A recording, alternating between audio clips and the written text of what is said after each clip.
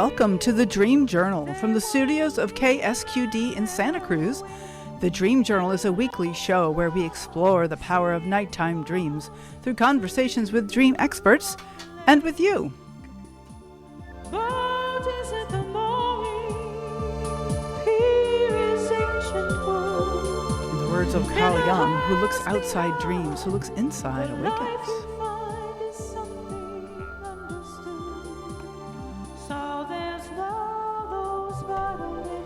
Today's music is called Interiorize.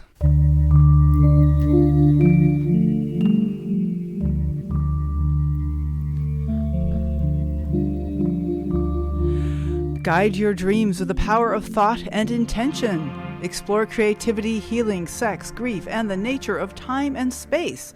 Today we talk to lucid dreaming expert Dr. Clare Johnson. I'm your host, Catherine Bell of Experiential Dreamwork, and welcome to the Dream Journal. We are also a weekly podcast. Please subscribe, rate, and review, but most importantly, tell your friends. We are also on PRX, the Public Radio Exchange, so if you've subscribed there, look us up and maybe contact your local community radio station about syndicating the Dream Journal. I'm looking into creating a half-hour version of the Dream Journal, which will be more concise for community radio stations. I'd like to say hello to our guest, Clare Johnson. Hello. Hi, Catherine. It's so lovely to connect with you, and thank you for inviting me on your show. Good. Well, you have definitely been on my short list for must-have guests for quite some time, so I'm glad we finally connected. Yeah, it's lovely to be here. Okay. Dr. Clare Johnson is a global lucidity teacher and a pioneer in the field. She was the first person in the world to earn a PhD in lucid dreaming as a creative tool.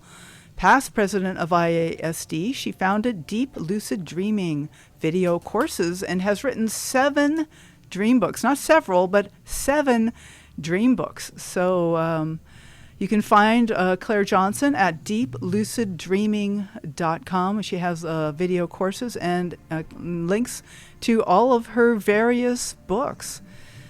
So, Clare, you're calling us from Germany today. Yeah, that's right. I've just been sitting in, hunkering down in the winter, writing my new book. It's a good place to write books because you don't really want to go outside when it's freezing. Fair enough. And thank you for sharing your Saturday evening with us. You're welcome. Well, let's maybe talk about your new book. I know it's just in the editing phase. But, as an aspiring author myself, I'm always interested to hear about people's creative processes. And I'm wondering, how did you get started with this new book, and maybe a little bit about what it's about? Like, what's on your mind these days? What is the most exciting thing for you these days in the realm of dreaming? Oh, thank you for the question. So, with this new book, I'm not allowed to say too much about what it's about. But I can share my creative process because, in fact, it was extremely bizarre. This new book arrived as a kind of dream download. So I had decided I don't want to write any more books for now. I've written 7. That's enough for anybody. It's a lovely number. Let's just stop there. Right. And I decided to throw myself into creating video classes and all of that. Then one night I went to sleep, and at some point, probably about 4 a.m., I had a very kind of vivid dream, but it wasn't like a general, normal kind of dream. In fact, it was black space. And then suddenly into this black space, there was kind of like an illuminated manuscript. It was just like this bright white light. And it started kind of to write on these blank pieces of paper. And I realized, oh my gosh, this is the table of contents for a book. And so I was watching it. I wasn't lucid at first. I was just like, whoa, what's happening? What's happening? And I was trying to read it and take it all in. And then suddenly I realized, oh, wow, this is actually a book that I'm supposed to write. Oh, no. Oh, no. Yeah. So I became lucid at that point, and I started just reading what was being written there. And it was so bizarre. It was almost like it was being edited by an invisible editor, because the words just kept kind of melting away and then coming back until I pretty much had the whole table of contents in my mind. And there were lots of chapters. I think there were about 20 chapters or so. Wow. And so I woke up from that strange download. My brain was buzzing. It was completely alive, there's no chance I was going to go back to sleep. And I thought, I don't want to write another book. And I tried to go back to sleep, fighting it all the way, but it didn't work. So I got out of bed and I thought, right, I'm just going to write this thing down and then I can sleep. I wrote it all down, went back to bed, went to sleep. The next morning, I went to my desk and there was an email from my new editor at Llewellyn Worldwide. And she said, Claire, seriously, if you've got any ideas for a new book, just send me in the table of contents. And so I looked down and there was this table of contents. And I thought, wow, the universe is trying to say something. But I still tried to kind of resist it. And then in the end, I thought, well, maybe there's a meaning for this. So I kind of edited it like a little bit just to make it more legible, sent it off to her. She was like, this is amazing. I'm going to take it to the team on Thursday, which was really soon. And then she came back to me and said, yeah, the marketing and sales love it. And they particularly said that the table of contents was spot on. I was like, oh, thanks, Dreaming Mind. Right. So anyway, that's why this all kind of came into being, this book. And interestingly enough, when I signed the contract for this book, it was the same date 5 years earlier that my big book, The Complete Book of Lucid Dreaming, had been published. So it kind of felt all very synchronistic, and that's how it works. That this dream creativity, when we actually listen to it and go with it, wow, life shows you that this is meant to be. So I always find that fascinating. Absolutely. That really is fascinating. And I want to back up a little and say, what exactly is lucid dreaming? And what is your connection to that? So lucid dreams are dreams when we know that we are dreaming while we are dreaming. So we become aware in the dream. And that gives us a whole range of options. We can either go with the flow and see what happens, which is what I did in that download dream. I just thought, okay, this is happening. Let's take it all in. So it doesn't have to be about control, which is something some people think, but it's not true. Okay. Or you can say, okay, I've become lucid in this dream. I'm standing in a meadow, nothing much going on. I think I'd like to fly. And so you can decide what you'd like to do sometimes, and fly around or connect with deceased loved ones, or do something that you're scared to do in waking life. So you train yourself to be able to do it in waking life, like public speaking. So lucid dreaming can help us to overcome phobias. We can also face other fears. We can face nightmares. When you become lucid in a nightmare, you can ask the nightmare, why are you here? What, do you have a message for me? So there are so many options with lucid dreaming. And for me, it's been a lifetime journey. I love that. And, it seems like it kind of works both ways. At this particular dream you shared, you were not lucid to begin with. And you saw the table of contents, and that was, but then you became lucid. And so and you didn't change it once you became lucid. In fact, maybe it just helps you remember the dream better. Because I sometimes think that's one thing, advantage of lucid dreaming, is that way you remember the dream. That helped me to memorize what was happening while it was happening, because I realized, okay, this is something the dream really wants me to see. There's nothing else. There's no other distracting dream imagery. It's literally blackness with this illuminated manuscript. That's all there was being written under my nose. So it's like, okay, this is a strong message. I need to pay attention. And lucidity helps you to pay attention in the dream. Of course, we can, when we do dream work with dreams that weren't lucid, we can bring lucidity to that dream after the event. So if people can't have lucid dreams, they're not very, kind of into it, or they'd rather do dream work afterwards, that's wonderful. It can be deeply healing to do dream work with any kind of dream. Right. So, yeah. Yeah. I've a kind of I don't know, I've gone back and forth on lucid dreaming. I've spent various times trying to have lucidity, and I found that certain dreams have become spontaneously lucid. Like I've, maybe had 20 lucid dreams in my life that have all basically been spontaneous. Once or twice, I recognized the dream signs and became lucid. But it's interesting that it really seems like a partnership with your subconscious, because one of my stories about, sour grapes, why don't get to be lucid dreamers like, well, I don't want to be messing up my subconscious. But, this seems like you're really in a partnership with your subconscious, because it's presenting these ideas, like for the new book and whatever. I'm sure there's many other things you could tell us too, but you're not actually contradicting the things from the subconscious. It seems like absolutely not. I mean, I always say that like lucid dreaming is a conversation.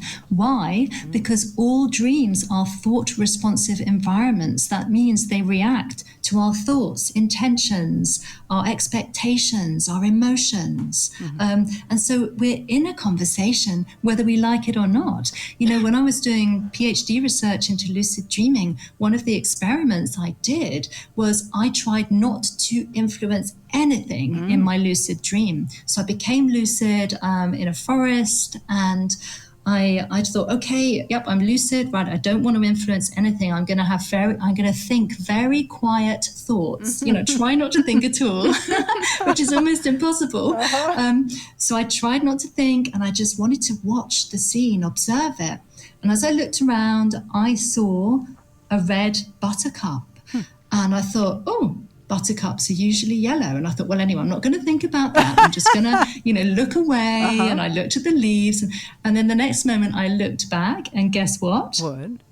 The buttercup had turned yellow, obligingly. Yes. I was like, damn it. I didn't mean to influence anything. And yet my thoughts, the dream's responding. Oh, it should be yellow. She wants it yellow, guys. Come on, let's get a yellow buttercup. And so that was such an amazing example for me of how we can't be separate from the dream. How could we possibly be separate from our own dream? We are the dream, and the dream is us. And that's on any level of dreaming, no matter how much, how aware we are. It's all part and parcel of our own psyche and beyond the psyche. So it's like, it is us, essentially. So yeah, there's no separation. Okay. Wow. That is amazing. I'm curious about, I got two different things. There's the creativity aspect, but then there's also the depth aspect. And like, I'm interested in some of the questions. Like, can you go to a lucid dream, or in a lucid dream, can you ask a question that you have no way you could have known the answer to? Like, not as a testing way, but just to kind of find things out, like maybe about my ancestry, or certainly about the nature of space and time. In reality, there's all kinds of things that we could ask. Or have you played around with that kind of idea? Absolutely. Yeah. Okay. Yeah.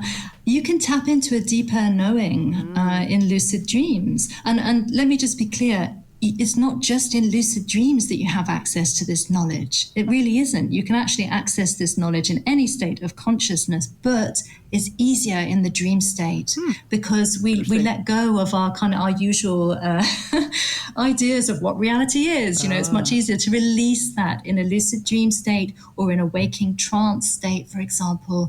But in a lucid dream, you can ask questions. So in one, I wanted to know what dreams were made of. And so I became lucid, and I was in a room. I thought about flying out of the window, and then I thought, oh no, I have that question I want to ask. So I said, hey, dreaming mind, what are dreams made of? And then the whole dream scene started to shake like crazy. It was like an earthquake. Everything started dissolving. And this was so familiar to me, because the dream often does that. When you ask a deep question, I just started laughing. And I said, I get it. Dreams are made of energy.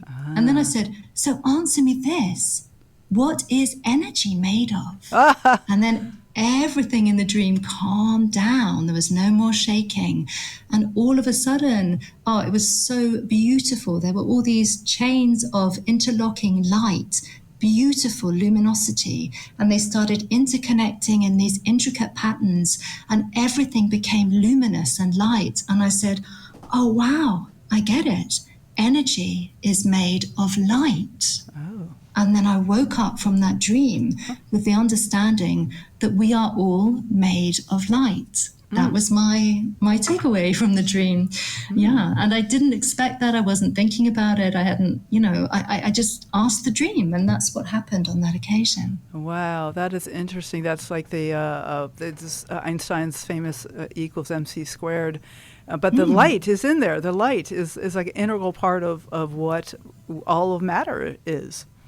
Yeah, and this is what I call the lucid light, and I'm deeply into this. I mean, I go into this a lot in the complete book of Lucid Dreaming, because it's fascinating. This is what is kind of at the root of all of life and all of matter, and from what I've done or what I've seen in my lucid dreams, what I've experienced, also spontaneous experiences of being immersed in this healing lucid light and having this sense of oneness and ego dissolution. There's no more Claire. Right. It's just the light. That's all there is, and it's amazing. So all that has brought me to this idea that, which is not a new idea, that light is the baseline state of consciousness. We all think that the baseline state is waking reality, like this state that you and I are apparently in right now, the waking state. Yeah. But no, I think it's the lucid light. That is what it is. That's the state that we emerge from at birth and that we will return to when we die. But it's not something separate from us. It's always there in any state of consciousness. But it's easier, as I said earlier, it's easier to access this in dreams or lucid dreams or altered states of consciousness like trance states. But it's always there because it's part of us, and we are that light. We are made of light. Okay. Yeah. So tell me about nightmares. One of your recent book called The Art of Transforming Nightmares deals deeply with nightmares, and I know that lucid dreaming is sometimes recommended for people to get out of nightmares. Like if something horrible is happening, I can fly away, or I can face the beast and say, what do you want, or something like that. And I'm wondering how this connects with this idea that everything is made of light. Like if we are beings of light and living in a universe of light, why do we even have nightmares, and what does lucid dreaming do for them?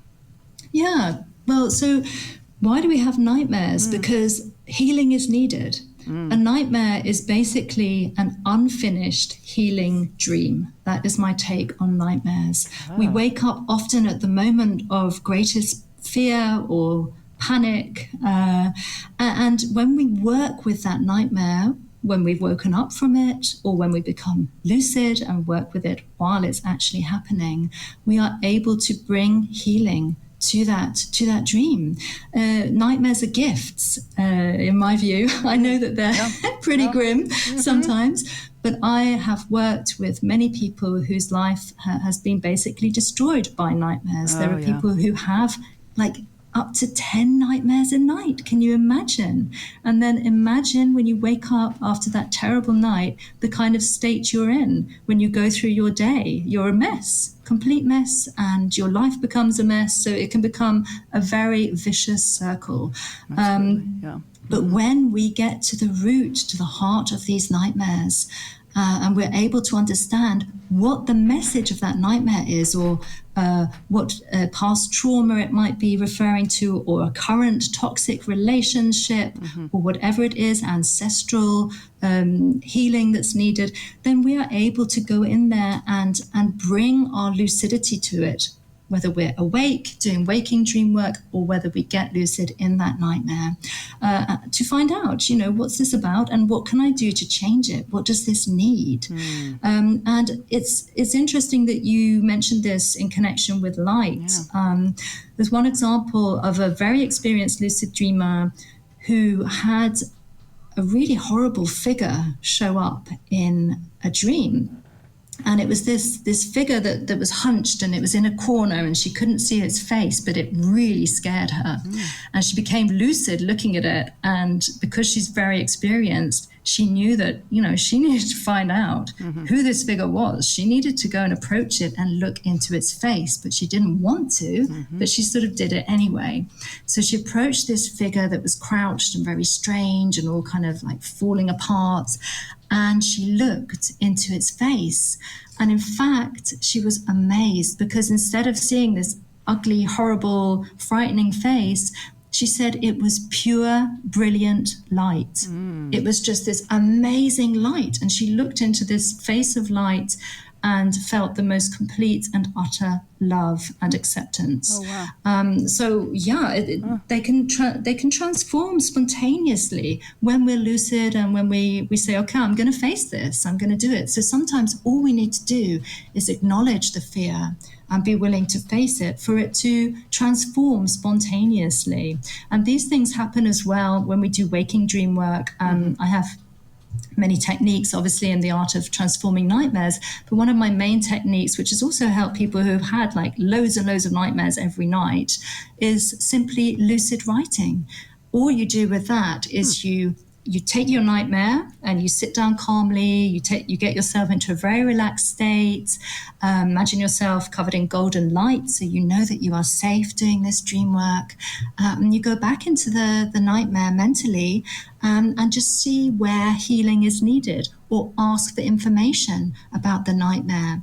And there was one woman who used to have terrible nightmares about being chased, and she would run away and hide, and then at the last minute this guy who was chasing her would always find her, and then she'd wake up terrified.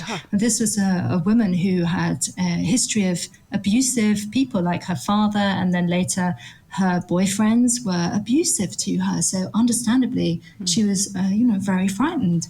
She did lucid writing with me in a private session, and she said that in the lucid writing, when she wrote without stopping, having been in this nightmare situation, what happened was she turned to face this nightmare figure and she held out her hand as a stop sign and said, "Stop, you have no right to treat me like this."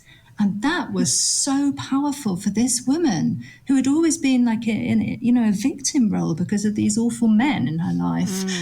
So just the fact of being able to stand up for herself changed. And she wrote to me afterwards and said, "Oh my gosh, I slept last night. I slept at last. I slept and the nightmares didn't come." So this shows as well, you do not have to be lucid in a dream to heal. And this is really one of the messages that I like to get through in my books, because some people say to me, "How am I going to heal if I can't get lucid?" And I say, no, you can heal in any state of consciousness. Try lucid writing, try yoga nidra. That's a magical state of consciousness when you float on the cusp of sleep in deep relaxation. Excellent state of consciousness for setting intentions and bringing healing into your body and mind. So you do not have to be lucid to work these seeming miracles. You really don't. You always have that ability to heal within yourself. Oh, I love that. Oh my goodness, Claire, this is so reassuring, because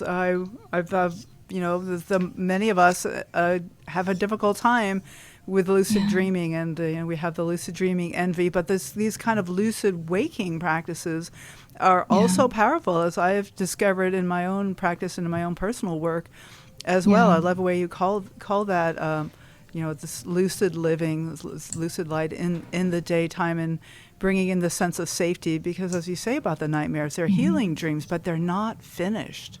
Yeah, exactly. That's the that's the thing about nightmares that people just don't know. I get people writing to me saying, "Is there some sort of pill I could take to stop these nightmares?" Right. and I think, well, there are probably pills that would suppress dream recall and stuff. Is that what you really want to do? When you could actually go in there and heal it, and then you're working naturally, you're developing, you're moving through your fear, you're advancing and evolving in your life, you're gaining resilience in your relationships. So, and these pills, these so-called pills, I mean, a lot of people say to me, "Oh, I took anxiety pills to help with my nightmares." They took it for a while, had absolutely no dreams, felt awful, and then they came off the medication and the nightmares came back. So that it just gets people into a mess, and a nightmare is there for a reason. It's saying to us, please, give me your attention. Healing is needed. Yeah, there's so many, mental illnesses like depression and PTSD, and pretty much every mental illness that I've heard, anxiety is associated with disrupted sleep. And if the dreams are trying to heal us, but they keep hitting a roadblock, then that makes sense that the sleep would be disrupted. And I'm thinking of like PTSD dreams, where it's like a post-traumatic stress disorder, where a soldier has seen some horrific things and comes home and keeps dreaming of the horrific things over and over again. And they keep waking up. It sounds like from what you're saying that if there was some way, how can they stay asleep when something so horrific is happening in their dreams? Yeah. And that's where people can need some help too. Sometimes they can't do it on their own. And this is where changing the nightmare story becomes super important, as in, so imagery rehearsal therapy, for example. What you do is you write down, like in the case of PTSD nightmares, where these things have happened in the past and they are still, sending your brain crazy at night, stopping you from sleeping well, bringing back these terrible nightmares of things that actually happened. If we change the nightmare story while we're awake, we write it down, we give it a new ending, we change something in it to give us a sense of agency, to give our brain the knowledge that there isn't just one way that this story can go. We have many possibilities. And then we kind of look at that for 15 minutes every day before we go to sleep, like just reread that nightmare with a different ending that goes into our dreams and it changes them. So that can be very powerful. And you can do this as well when you wake up from a nightmare using my lucid imaging nightmare solution. There are ways of dealing with this. There are ways of changing the nightmare story or the sleep paralysis story or whatever it is, and dealing with our fear and understanding that we have options. There are so many possibilities. We can really be creative when we rework or rewrite a nightmare story. Absolutely, yeah. And sometimes we do need help, because it's really telling what you're talking about, this lucid writing practice. That the first step is to surround yourself with light and know that you're safe. But sometimes when trauma has been severe, we just never know how to find this feeling of safety. The idea of safety is just remote. That's right. Well, one of my main practices that I teach pretty much everybody I've ever taught is the egg of light. So what you do is you just imagine yourself surrounded by this egg of light, and you can bring strength into that. You can bring like a guide or a power animal. You can bring a strong person from your waking life who you love, who you know will protect you. Bring whatever protection you can into that egg of light until you feel really safe, and that you combine that with breathing. Breath work is super important. We can always do breath work in any state of consciousness, even in sleep paralysis where we feel like we can't do anything. Of course, you can still breathe. So you practice this deep, slow breathing and breathing in just like I am as you breathe in, and then safe as you breathe out, something very simple as you build this egg of light. And we can do this anytime. We can do it before we go out on the tube or something, or when we're at a party or we don't feel safe, or we can do it in our dreams. And it's helpful for nightmare sufferers to do it before they go to bed at night as a little meditation. It makes you feel so much better. Okay, thank you. So Clare Johnson, this is really an amazing conversation. We have so much that we've already covered, and there's more to come. So we're going to take a short break, and we'll be right back with more conversation about deep lucid dreaming. So the Dream Journal is broadcast live from the KSQD studios in Santa Cruz and co-broadcast live in San Jose by KCXU. Our guest is Dr. Clare Johnson. Her webpage is deepluciddreaming.com. After the break, we're going to take callers from listeners like you and anyone else who's in the studio who'd like to speak.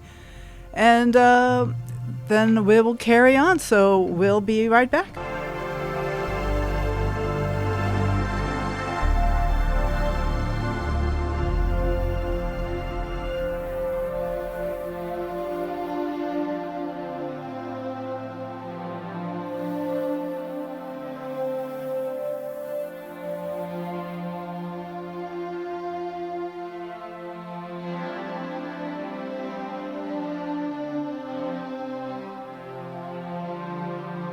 Okay, you are listening to the Dream Journal on K-Squid.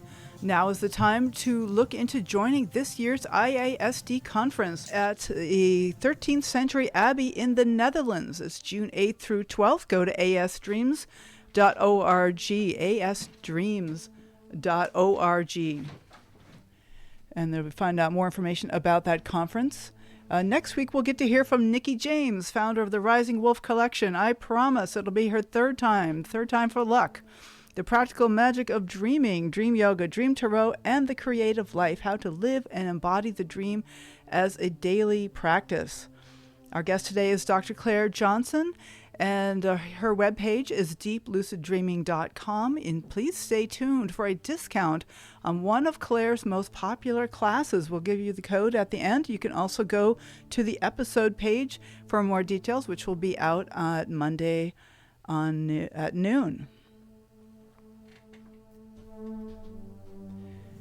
All right, Clare, welcome back. We have a caller, in fact, already, so Okay. let's say hello to Holmes from New York. Hi, Holmes. Hi.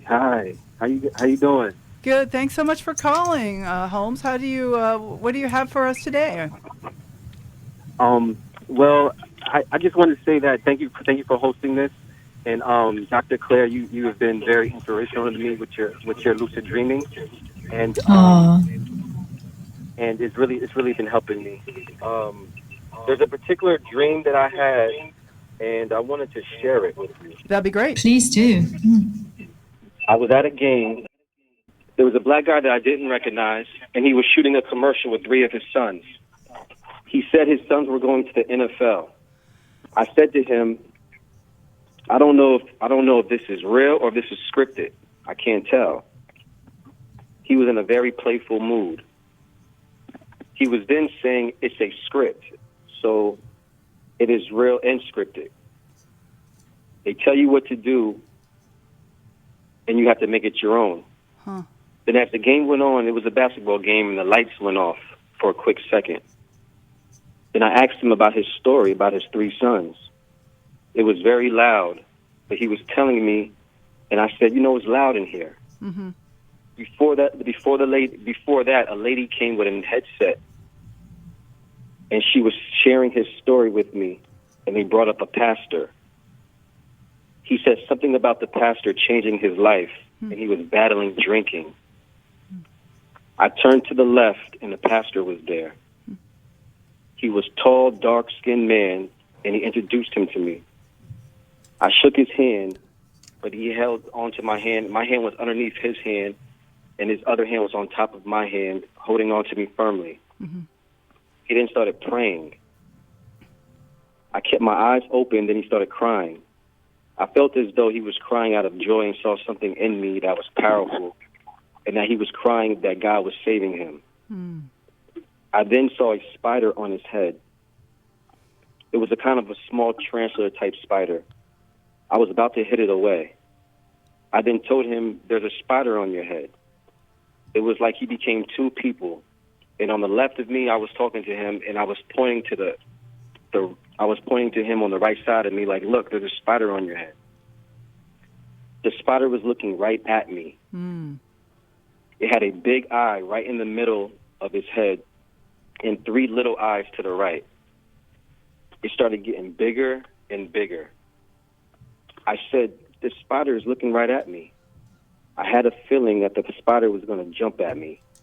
I was nervous, but I felt stuck looking at the eyes of the spider. It got bigger and bigger, and then it showed its fangs. Mm.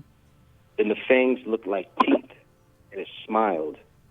The pastor was explaining something to me, and I was trying to remember, but as the pastor was talking, I said something, and the pastor stopped. And I thought I shouldn't have interrupted him in his message. I wanted to fully hear it. But overall, the feeling of being scared was over, and I knew that the dream was a message. And he held my hand firmly, and that was my dream. Wow. Wow. Holmes, thank you. Yeah, thank you for sharing that. That sounds like a pretty powerful dream. Especially with the image of the spider with this big eye in the middle, this kind of third eye, often connected to kind of psychic or intuitive knowledge or wisdom, and that really comforting exchange with the pastor. So I think, like, if you wanted to find out what the pastor wanted to say to you, you can go back into that dream in the waking state, and really bring it into your mind's eye very vividly. Just do this in a state of relaxation, and then find out, see how the dream changes, rediscover the energy of that dream, and see if you can find out out what the pastor wanted to say, if that's what you want to do, or ask the spider if it has a message for you. Very exciting dream, lots of energy in there. So thank you very much for sharing that. Well, Thank you so much. yeah. Well, Thank you. So, Holmes, what was that like to share it, and how was it? Were you able to kind of feel into the moment of the dream as you were reading it, as you were telling it to us? Well, I feel like nervous.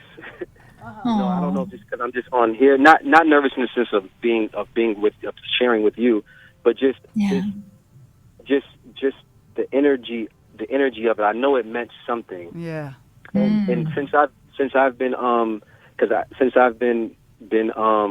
like getting more into lucid dreaming, because I've been lucid dreaming since I was a kid, and since I've been getting more into it with Dr. Clare, when she was saying you can ask someone for a message, so I've been doing that as well. And also, I have a lot of sex in my dreams. Yeah. Like a lot of sex with just random women, and it's to the point where I can, if I'm flirting with a female, I can tell her if she's like kind of like rubbing me off or whatever, I can be like, this is my dream, you know? What's up? You know? Oh my gosh! Or I just. Holmes, I'm sorry. There's just synchronicities popping all over the place for me. Hearing the women with there was a woman with the headphones on, and Claire and I are both sitting here with headphones on. And the thing that you brought up, sex, is because Claire texted me during the break. You should ask about sex dreams, and here you're talking about sex dreams. So you're very tuned in, Holmes. Yes. Yeah.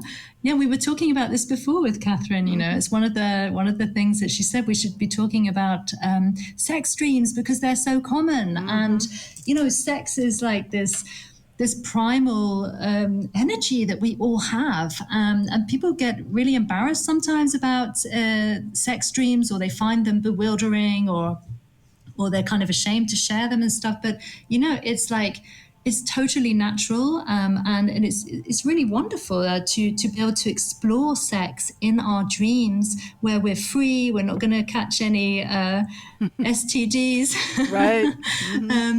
You know, and it can really be a positive thing to have in our lives. But it's very different for different people. You know, some people will find that they're very embarrassed because they dream about having sex with a colleague who they're not attracted to or something. But if you look into those dreams and you think, well, why did this dream come up for me? Why did I dream about that particular colleague? Then sometimes you find that even if you don't like the colleague in that way, they have something that you would like. There's some sort of a quality they have, like maybe they're confident, or they're great at public speaking, or good at making friends or something. And there's some part of you that gravitates towards that part of them. So sometimes sex dreams are symbolic. And other times they are simply there because we have high sexual energy and we let off steam, you know, in our dreams. Every time we are in REM sleep, all of us, every night, we are sexually aroused. That's a natural feature of REM sleep. And so for many people, it's absolutely regular and normal to have sexual dreams that reflect that energy surging up in the dream.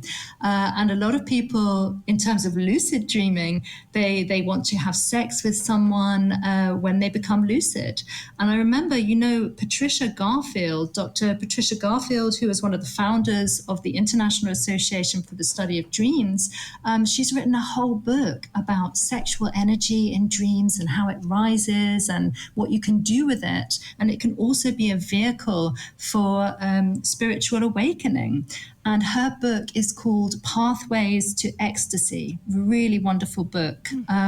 So that's one I'd recommend to anyone who's interested in kind of finding out more about what you can do with sex dreams and how it can take you to a higher state of consciousness.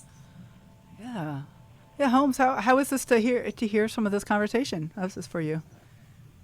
This is great. This is mind blowing because I just feel like this particular part of my life, I feel like I'm in a battle. I feel like I'm in such a battle that my life depends on it. Like I have to win this battle. My family depends on it, my legacy, my purpose in life, and I know that I know I can heal myself through dreams.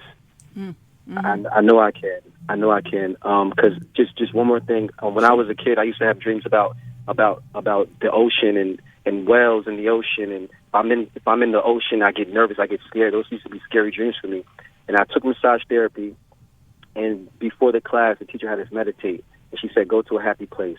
I'm an actor, so I went to a stage, and there was the crowd and the lights and everything. Then I went to the beach.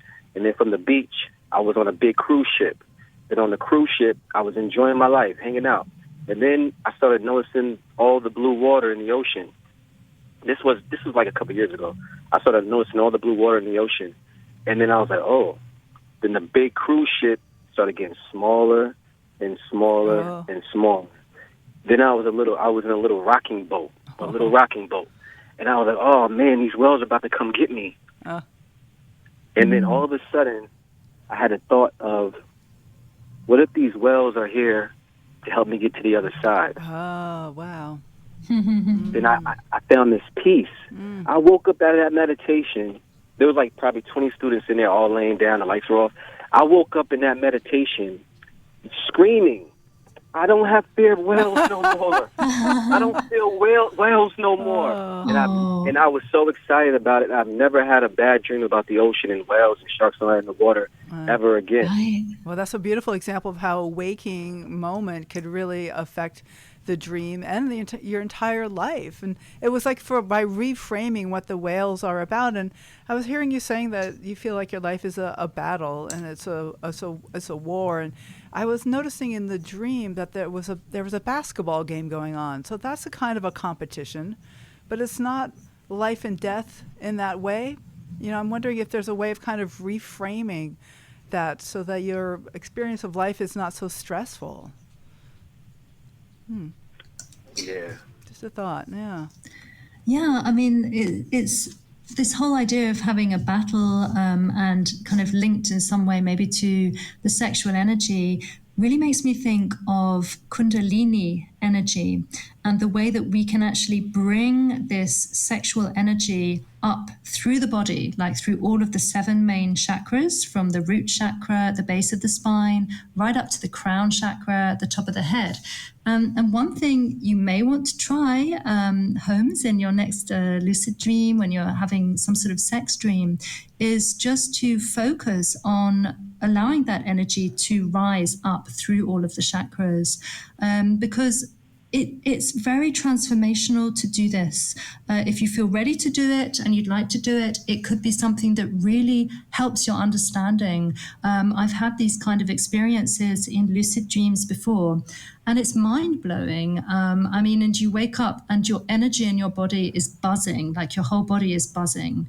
And it can really help you to get clarity on situations and step into your power. It's very empowering to have this kind of sexual experience in lucid dreams. Yeah. Interesting. Yeah.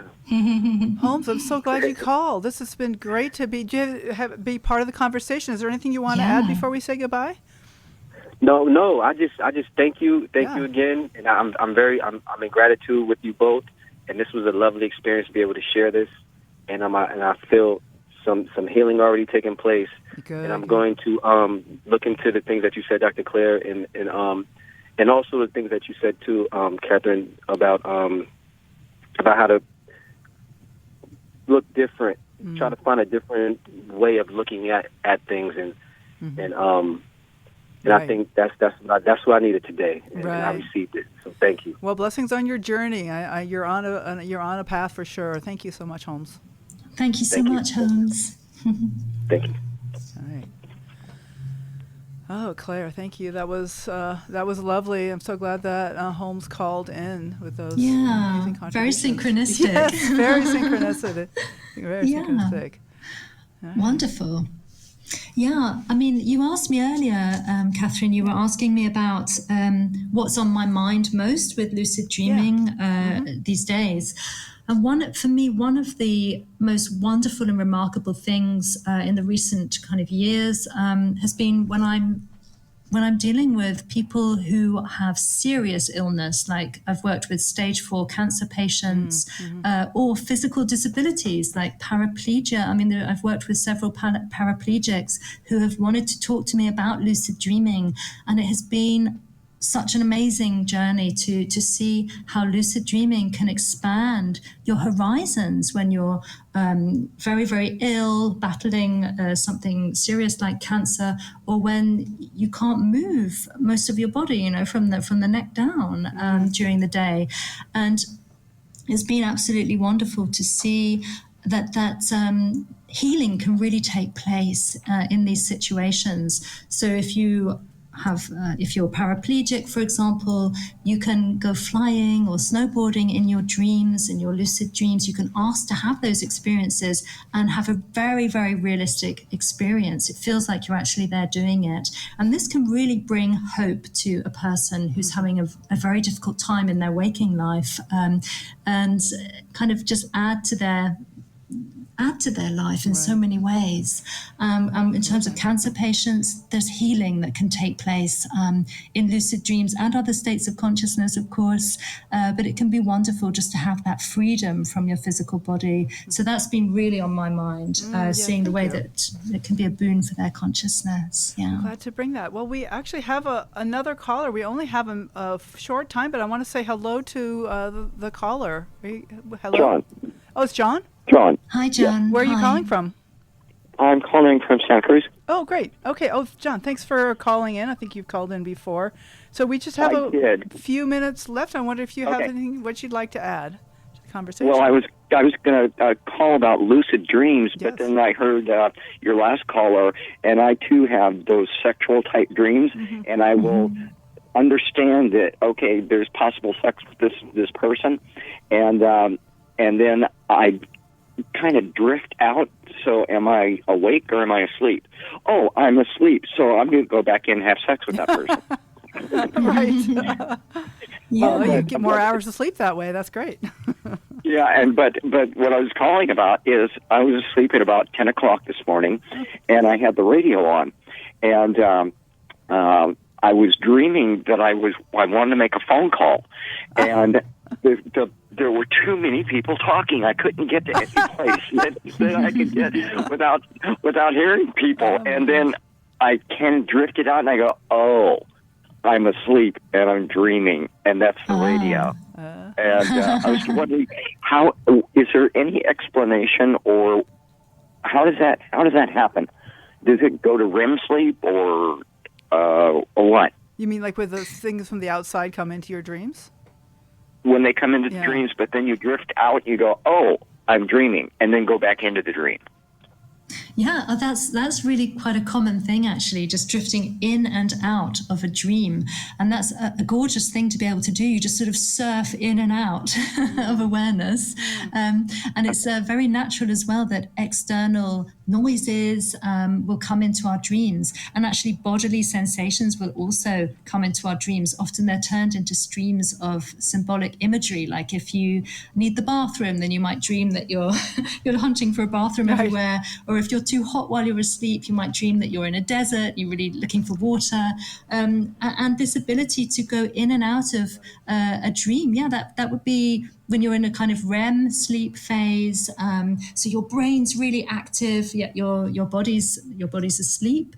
But because you're so active and because you're starting to wake up at the end of the night, you're able to drift in and out and just enjoy that state of consciousness for longer, which is quite a gift. Yeah, and then when we talked last week, I said that I dream that people are taking things away from me, and I don't have any control over it. And I realized from what you were saying, oh, this is what has happened. Sometimes I will wake up at 3 o'clock in the morning, and I can't get back to sleep, and I'll have a glass or two of wine. And then I go in and I have that kind of dream. And what I think it is that if I have a glass or two of wine, I have no control. We've lost it. Yeah. John, and so I don't do that anymore. Oh, yeah. Well, John, I'm sorry we're going to have to say goodbye. So Okay, hopefully you bye-bye. could call in next time. It's interesting, the dream about getting so many people talking is that we had another caller and we were a lot of talking going on. So call back next week or another time. Thanks for calling, Thank John. you, John. So, Okay, bye-bye. So Claire, I want to just finish up. Your webpage is deepluciddreaming.com, and you said there would be a discount for one of your courses that we could offer to listeners. I wonder if you'd like to say something about that. Oh, sure. Yeah. So this is for the 30-day Power of Dreams class. It's one of my most popular courses, enjoyed by many thousands. And at the moment, there's 50% off with code word DREAM. Just to be really original, I chose the word dream. So what you do is you go to deepluciddreaming.com, you click on Learn with Me, and that will take you straight to all my video classes. It's the Power of Dreams 30-day class. It has daily videos, it has loads of workshops, it has a downloadable dream journal and all sorts of things. So use code word DREAM at checkout. You will have to type that in manually and make sure that the discount goes through. And I hope you enjoy that. See you through the winter, hopefully. Thank you. Some nice dream input. Claire, I wonder if you have any brief final encouragements for our listeners. Oh, yes. Well, I mean, one thing that lucid dreaming has made me aware of is that all we take into death is our own conscious awareness. So, we say goodbye to the body, we say goodbye to material possessions, and we just take this awareness with us. So it's important to raise the quality of our consciousness while we're alive. And we can do that through dream work. Like dreams will point us to the places in our life and in our psyche where we need to do the work. And lucid dreaming as well will open up our horizons. And they're just ways of becoming more conscious and enjoying this incredibly precious dream of life. Yeah. Oh, I love that. Thank you so much, Clare Johnson. It's a pleasure. And I'm excited to see you in Roanoke. You'll be there as well, giving Yes. several classes and special events. And I'm so looking Yeah. forward to seeing you in June at the IASD Me conference. too. Thank you, Okay. Catherine. Bye. Bye. All right. Well, thank you so much for listening. The Dream Journal is produced at the studios of KSQD in Santa Cruz. We are live every Saturday at 10 a.m. Pacific at ksqd.org. The podcast is released on the Monday after the show. It keeps us growing when you subscribe, rate, and review. My name is Catherine Bell. You can find out about my dream coaching practice at experientialdreamwork.com. Email me at catherine@ksqt.org. KATHERINE at ksqd.org. Follow Experiential Dreamwork and hashtag The Dream Journal on Facebook and Instagram to find out about upcoming shows. Thanks to Rick Kleffel, Tony Rissimano, Max Deaton. Tomorrow morning when you wake up, take a minute to write down your dream and bring it to the next Dream Journal. In the old school, there's no fool like an old fool. Make the most of the moments you've got. Time to spend can never be bought. Make the most of the moments you've got. Time to spend can never be bought.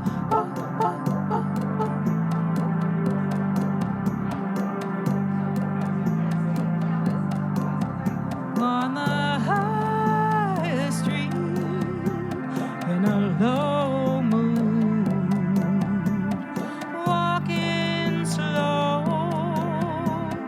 with an attitude.